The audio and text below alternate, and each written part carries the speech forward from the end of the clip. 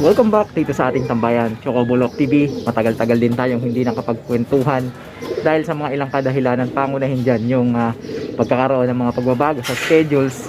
Pero salamat sa pagkakataong ito, narito na naman tayo sa ating munting tambayan. Ready uli makipagkwentuhan. Ngayong araw ng Lunes, March 17, official na ngang natatapos yung South Derby Race 2024-2025 na ating niliparan dun sa club na ating nilalaruan. Sa mga kalapatids natin na nakapagpa-uwi, nakapagpadulo, nag-uwi ng karangalan at naghihintay ng papremyo, congratulations sa inyo mga kalapatids. Napakagaling ninyo at ng mga ibon ninyo.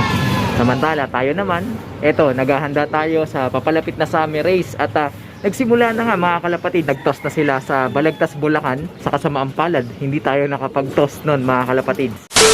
Natapos na nga natin yung 7-day summer training camp ng ating mga ibon. May mga videos akong nakahanda nun mga kalapatids, kaya lang napaglipasan ng panahon hindi ko na na-upload dahil nga naging abala tayo. So ikukwento ko na lang sa inyo ang mga nangyari mga kalapatids. So nag-self toss tayo, nagsimula tayo ng 1.2 kilometers north, then sinundan natin yun ng 1.5 kilometers south, then 3 kilometers west, then 3 kilometers sa east. So all direction ang ginawa natin, and then pinakahuli 5 kilometers, pero ang kaibahan mga kalapatids, naka solo flight yung ating ibon na ito. Saka yung ito yan, pinakawalan natin sila, wala silang kasabay, naka solo lang silang lumilipad. Ang dahilan nun, alam nyo na yan, para ma-train yung kanilang attitude, yung kanilang confidence sa sarili, yung navigational skills ng ating mga alaga. And after nun mga kalapatids, naglipad tayo, nagsampa tayo dun sa kapitbahay nating club, MMFC Training, Bukawi, Bulacan. Fortunately, eto, nakauwi yung ating mga mahihinang nilalang. Kaya lang, pagdating sa Balagtas, first training ng BBC Manila para sa summer training, hindi tayo nakapagsampa. Pero okay lang yun, medyo malapit pa naman at magagawan pa natin yan ng paraan. So yan ang mga nangyari nung mga nakaraan at yan ang update mga kalapatid dito sa ating mga alaga. Ngayon naman mga kalapatids, back to business tayo. Tuloy na natin tong ihahanda para sa kanilang magiging laban. Ito at saka itong ibon na to, yung ating ibon na matapang. At dahil nawala tayo ng mga ilang araw dito, wala ring ronda to mga alaga natin. Kaya bibigyan natin sila ng stretching exercise. Ganon din sa araw na ito, papagparisin na natin yung mga ibon na kinondisyon natin. Etong dalawang to, pagsasamahin na natin yan. Samantala dito naman, etong ating Alcantara bird, ipaparis na natin din sa ating ibon na si Jessie, na naririto kasi ilang araw na itong nag-iiyak. Ito yung ating ibon na Candon Ilocosur Finisher and Isabela Ilagan Finisher. So samahan nyo ako sa mga hindi pa nakapag-subscribe dyan. Subscribe na kayo, hit nyo na notification bell para updated kayo sa ginagawa nating kwentuhan dito lang sa ating munting tambayan. Tara! 7:10 ng umaga. So wag na tayo magpatumpik-tumpik pa para labasin na natin itong ating mga alaga. Dating gawi, tignan natin kung sanay pa rin yung ating mga ibon. Matagal silang walang ronda mga kalapatid. O tara, banat, sige labas. Nahulog pa yung isa. Nandiyo. Medyo makulimlim ang panahon ngayon mga kalapatid. Kung gaano kainit ng mga nakaraang araw, siya ng mga makulimlim sa araw na ito. Kanina nga umaambon-ambon pa nung naghatid ako ng anak ko sa eskwelahan. So habang lumilipad yung ating mga ibon dyan, saan sila? Ayan. So maglilinis muna tayo dito mga kalapatids dahil ang dami nating dapat linisin. Ilang araw tayong nawala dito sa ating Flyers Loft. Kaya tara. A few moments later. Update tayo mga kalapatids. 15 minutes mahigit na simula nung pinakawalan natin yung ating mga alaga, at hanggang ngayon di ko sila nakikita dito sa paligid ng ating Flyers Loft. Silipin natin dito sa minsan tinatambayan nila. Alright, so wala sila mga kalapatids. Mukhang nagdayo na naman yung ating mga alaga. Samantala ito, kasalukuyan ako naglilinis mga kalapatids at nalinis ko na dito sa ating Flyers Loft. Reasonably clean lang, tinanggal ko lang yung mga dapat tanggalin, yung mga accumulated droppings nila, pati yung saluhan dito sa ilalim. Ayan, nawalis na natin mga kalapatids. At dahil nga magpaparis tayo, isasamantalahin natin na wala dito yung ating mga alaga sa ating Flyers Loft. So etong ibon na ito, yung Alcantara bird na yan, ilalagay natin dito.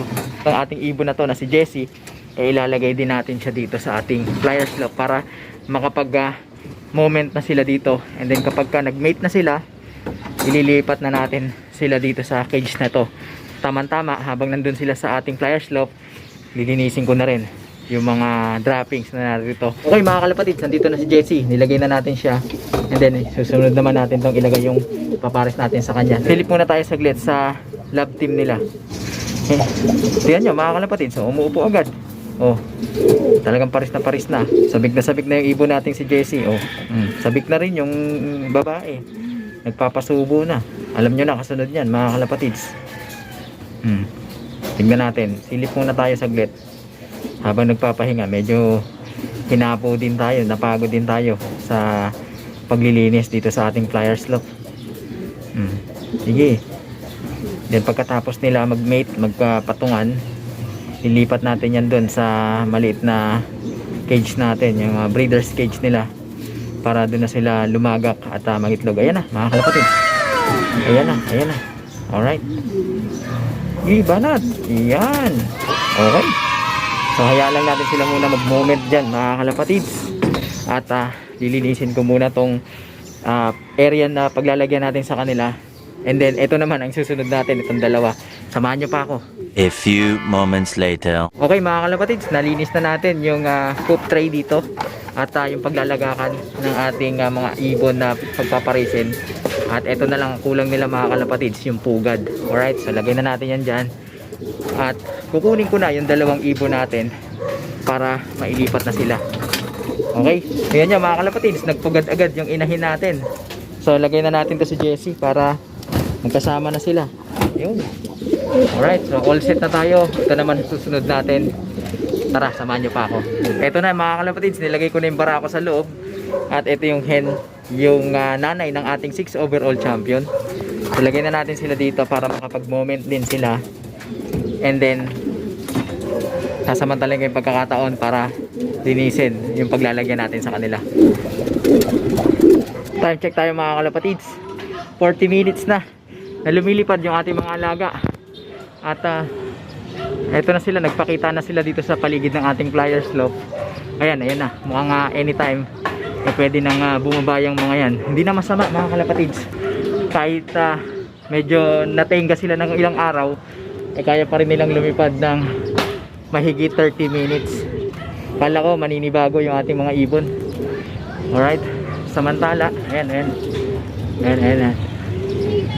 Wala na, ayan na. Ayan, dumapo na mga kalapatids. Okay, so 41 minutes yung kanilang low flying time. Samantala yung dalawang ibon natin na to, hanggang ngayon wala pang nangyayari, mahina to.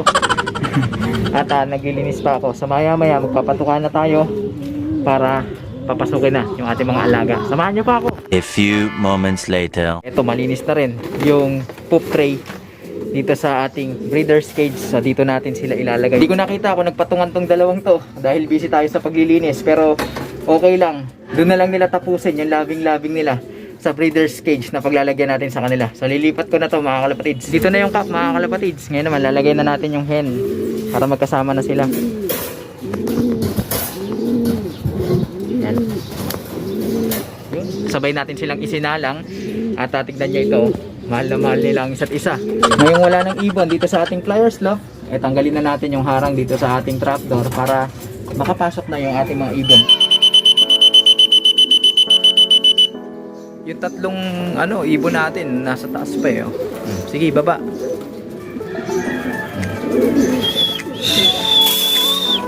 Yung hindi papasok, hindi na makakain yan mga kalapatids.